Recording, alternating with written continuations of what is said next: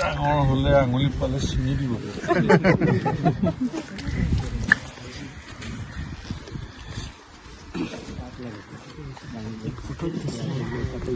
চব গৈছে দেই।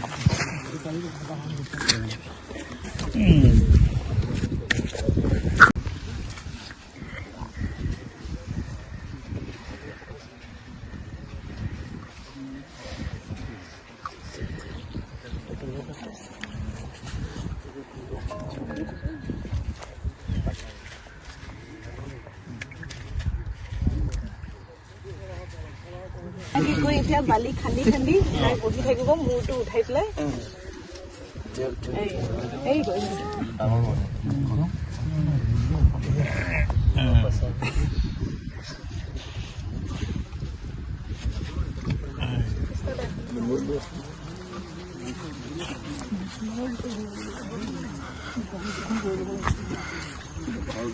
গাঁওখনক কিমান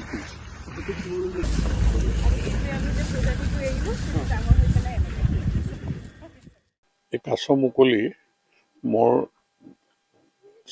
চতুৰ্থবাৰত ভৰি দিছোঁ নেকি এইটো, যে ইয়াত যিটো TSA যেনেধৰণে NGOটিয়ে এই মহান কাম কৰিছে আৰু আমাৰ ফৰেষ্ট ডিপাৰ্টমেণ্ট অফ ৱাইল্ড লাইফৰ ফালৰ পৰা যিটো সহযোগিতা কৰিছে আৰু নাগশংকৰ ঐতিহ্যমণ্ডিত নাগশংকৰ মন্দিৰ কমিটি, গতিকে তেওঁলোকৰ আচলতে তিনিকোণীয়া এক প্ৰচেষ্টা আৰু কাছৰ সংৰক্ষণ কিয় কৰিব লাগে সেই কথাত তেওঁলোকে যিটো এৱাৰনেছ কৰি আছে যে কাছৰ প্ৰতি এতিয়া আগতে যিটো আছিলে, আজি 20 বছৰ আগতে 25 বছৰ আগতে যেনেকুৱা আছিলে যে কাছ পালেই মানুহে খাব লাগে, মানে এইটো এটা মানুহৰ ধাৰণা আছিলে, কিন্তু এতিয়া ওলোটা হৈ গ'ল যে কাছ পালেই সংৰক্ষণ কৰিব লাগে, হয় নাগশংকৰ মন্দিৰত কৰিব লাগে, নহয় পুখুৰীত সংৰক্ষণ কৰিব লাগে, এইটো খাব নাপায়। আৰু মানুহৰো আমি আচলতে বিশ্বাসো কৰোঁ কাছৰ প্ৰতি, আমাৰ এটা শ্ৰদ্ধা ভক্তিও আছে যে আমি কিবা কাছ যদি দান দিওঁ বা তেনেধৰণে আমি এৰি দিওঁ, সংৰক্ষণ কৰোঁ, তাৰ পৰা যেন আমি বিপদ আপদৰ পৰা মুক্ত পাম, এনে এক বিশ্বাস এটা মানুহৰ জনমানসত আছে। আৰু তাতকৈ প্ৰাকৃতিক ভাৰসাম্য ৰক্ষা কৰাৰ ক্ষেত্ৰত কাছৰ প্ৰয়োজনীয়তা সেই সম্পৰ্কতো এৱাৰনেছ আজিকালি যথেষ্টখিনি হৈছে।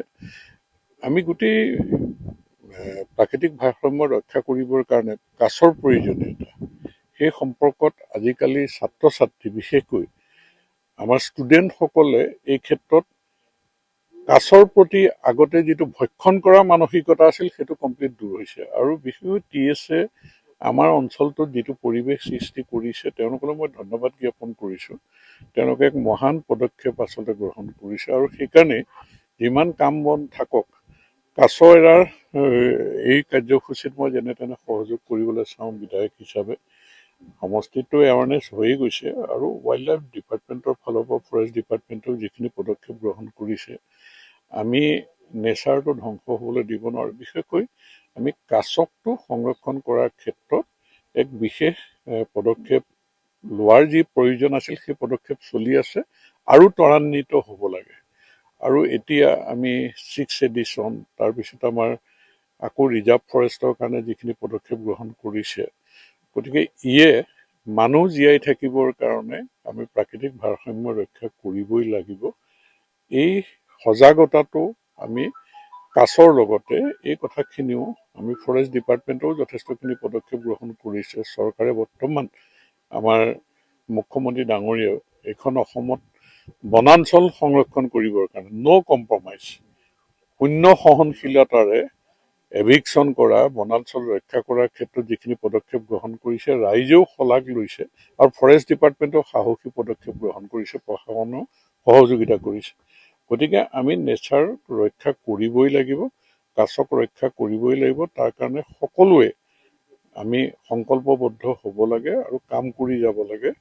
আৰু TSAক মই পুনৰবাৰ বিশেষভাৱে ধন্যবাদ জ্ঞাপন কৰিছোঁ। ফৰেষ্ট ডিপাৰ্টমেণ্টৰ সহযোগিতাই এই গতি ত্বৰান্বিত কৰিবলৈ সক্ষম হ'ব। আৰু নাগশংকৰ দেৱালয়ে যেনেধৰণে কাছ সংৰক্ষণ কৰিছে তেওঁলোকেও আচলতে পুণ্য আৰ্জিছে বুলি ক'ব লাগে।